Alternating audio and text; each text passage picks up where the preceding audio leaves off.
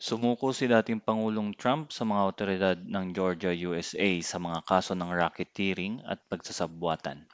Sumuko si dating Pangulong Donald Trump sa mga awtoridad sa Georgia, sa USA noong Huwebes, August 25, 2023 para harapin ang mga kasong kriminal na may kaugnayan sa kanyang pagsisikap na baliktarin ang mga resulta ng halalan noong nakaraang USA presidential elections 2020.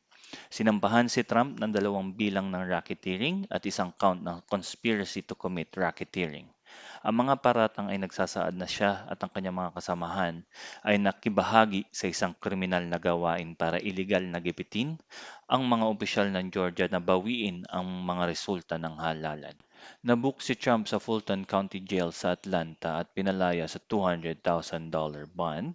Nakatakda siyang humarap sa korte sa Setyembre 20.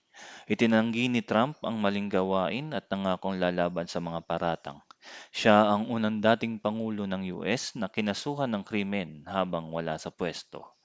Ang pagsuko ay isang makabuluhang kaganapan sa patuloy na pagsisiyasat ng mga pagsisikap ni Trump na i-overturn ang USA presidential election noong 2020.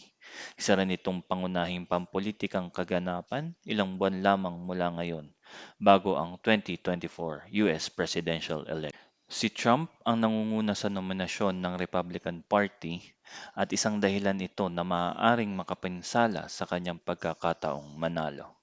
Ang kaso ay inuusig ng Fulton County District Attorney's Office. Patuloy ang imbestigasyon at posibleng mas marami pang kaso ang maisampal laban kay Trump at sa kanyang mga kasama.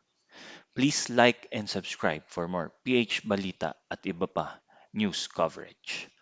Salamat.